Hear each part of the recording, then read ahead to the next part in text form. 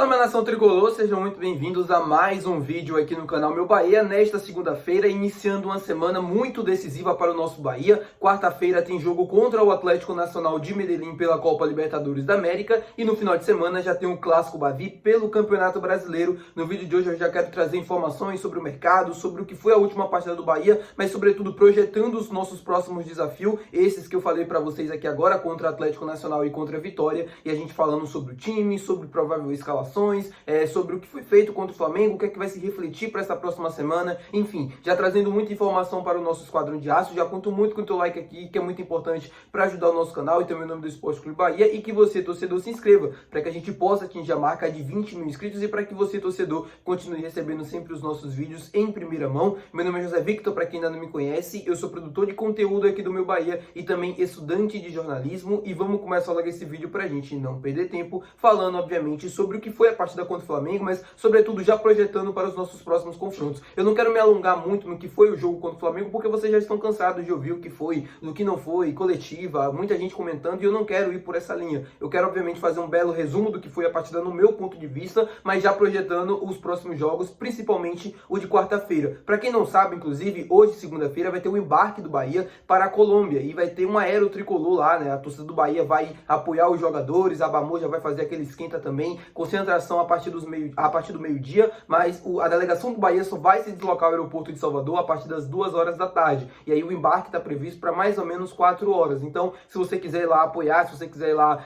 mostrar o seu apoio aos jogadores, à comissão técnica, se dirige lá ao aeroporto de Salvador, nesses horários que eu falei aqui agora, para você poder fazer uma linda festa junto com a nossa torcida organizada Bamô. Falando sobre o jogo do Flamengo, o Rogério escolheu por poupar os principais jogadores, pensando nos próximos confrontos, acredito eu, contra o Atlético Nacional e também contra o Vitória. Seria muito desgastante para a equipe fazer um jogo como é o jogo do Flamengo, é um jogo sempre muito difícil, que sempre exige muito da parte tática, mental e física também. Você fazer um jogo contra Flamengo, Atlético e Vitória. Teria que ter uma escolha no meio desses 3 jogos do que era mais importante e do que era menos importante. Não dizendo que o jogo contra o Flamengo não era importante, mas o Rogério precisava fazer essa escolha. E ele optou por tirar o jogo do Flamengo ali dos principais titulares, colocar os principais contra o Atlético e também contra o Vitória, fazendo assim com que esse time não jogasse 3 jogos seguidos nessa mesma linha de desgaste e tal, física e mental. Eu acho que a escolha foi ok, foi acertada pelo Rogério. Eu faria a mesma coisa também. Jogar contra o Flamengo no Maracanã já é muito difícil, não ficaria menos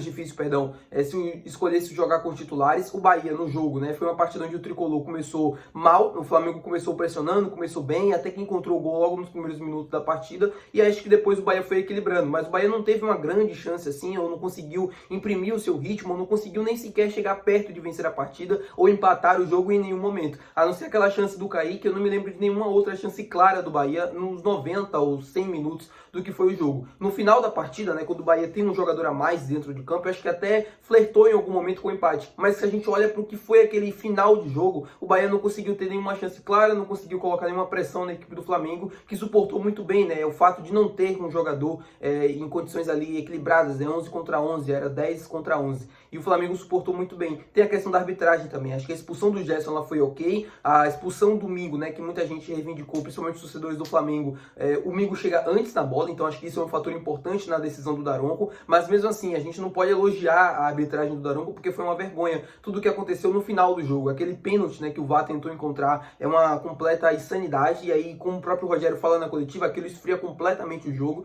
Ele fica 3, 4 minutos ali tentando encontrar uma penalidade, tentando encontrar uma coisa que não aconteceu, que não existiu. O jogador do Bahia estava no chão, caído, mesmo que a bola tenha batido no braço dele, o que eu acho que não aconteceu, mesmo que aquela situação tenha acontecido, ele estava deitado no chão, é um toque totalmente involuntário, não é o que diz a regra. E aí tem os jogadores do Flamengo parando, o Rossi fazendo cera, e tudo que foi, né, a partida, e aí o Flamengo foi ganhando e foi irritando o time do Bahia, e o time não conseguiu sequer se portar. Pensando no jogo de quarta-feira, é colocar os principais jogadores, colocar todo mundo que descansou. O fato de não ter um lateral direito chama a atenção, e acho que não sei se o Gilberto ou o Arias vão estar disponíveis para o jogo de quarta-feira contra o Atlético Nacional. Eu iria novamente com o Eric. Ah, mas o Eric, isso e aquilo, a gente não tem opção. E você apelar para o Cauã Davi, como o próprio Rogério falou na coletiva, pela experiência que exige nesse momento. Acho que se fosse um momento contra adversários, né, que exigissem um pouco menos, um momento um pouco mais tranquilo do time nas competições, né, na Libertadores, aí sim acho que poderia ser uma escolha acertada colocar o Cauã Davi.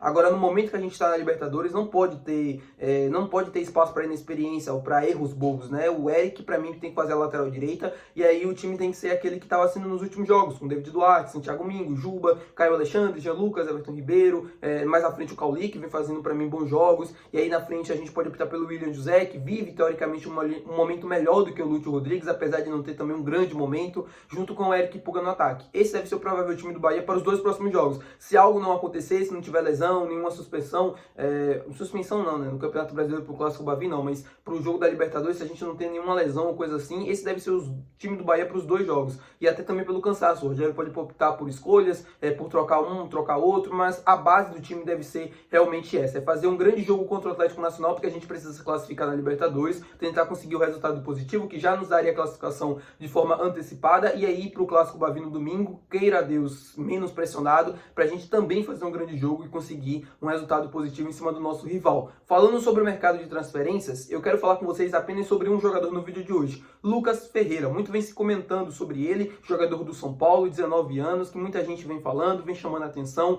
e que está vivendo uma situação um pouco inusitada com o time do São Paulo. Para quem não sabe, o Lucas Ferreira tem uma multa nacional de 40 milhões de reais para o mercado, né, para os clubes brasileiros e tal. Só que acontece que o São Paulo está tentando essa renovação de contrato com o Lucas Ferreira, que recebe um salário ainda de jogador de base, cerca de 20 mil reais. E aí a gente tem uma atualização acerca dessa situação. O São Paulo ofereceu um novo contrato para o Lucas Ferreira, com um valor aumentado ali do salário, com a nova multa também para o mercado nacional, e o staff do Lucas Ferreira recusou essa proposta. Segundo o Globo Esporte, segundo o que eu antecipei aqui também com vocês, o Bahia, junto com o Cruzeiro e Red Bull Bragantino, estão de olho na situação do atacante do São Paulo, porque ele tem uma multa considerada baixa para o mercado nacional, principalmente perto do potencial que ele pode atingir. E como eu falei para vocês, a atualização acerca dessa situação é que o próprio staff, né, recusou essa opção de renovação de contrato com o time do São Paulo. Cresce novamente o interesse do Bahia, cresce novamente o interesse também do Cruzeiro e da equipe do Bragantino. Porém, eu continuo falando para vocês, a tendência é que o Lucas Ferreira continue em Cotia. A tendência é que o jogador fique no São Paulo. Por que eu falo isso? Porque apesar de ter recusado essa primeira proposta do time do São Paulo, o staff do jogador vê com muito bons olhos essa renovação do contrato, né? E quer apenas melhorar alguns números e tal. Não significa que ele está insatisfeito no São Paulo, ou que ele não quer continuar no São Paulo, ou coisa do tipo. Óbvio que pode acontecer uma situação que ele possa vir para o Bahia, pode. Óbvio que o Bahia pode seduzir o jogador, oferecer salário X, né? Oferecer plano Y para o jogador, para que possa convencer ele de vir para o Bahia e não ficar no São Paulo. Claro que pode acontecer, e eu estou torcendo para isso acontecer. Agora, no momento, que eu posso garantir para vocês, de acordo com as minhas informações, hoje, segunda-feira, é de que o jogador deve permanecer no São Paulo e não se mudar para o Bahia, para Cruzeiro ou para o Bragantino. Vamos ficar de olho nessa situação, porque é um jogador que interessa ao Bahia, é um jogador que está indo muito bem até então na temporada e que pode sim reforçar o Bahia nessa segunda janela de transferências, caso não consiga essa renovação contratual com o time paulista. Tá bom, meu povo? Muito obrigado por você ter assistido esse vídeo. Se você gostou, não esquece de deixar o teu gostei, que é muito importante. Não esquece de se inscrever no nosso canal também, se você assistiu o vídeo até o final. Não esquece de comentar também a tua opinião aqui nos comentários. Até o próximo vídeo. Valeu, tchau!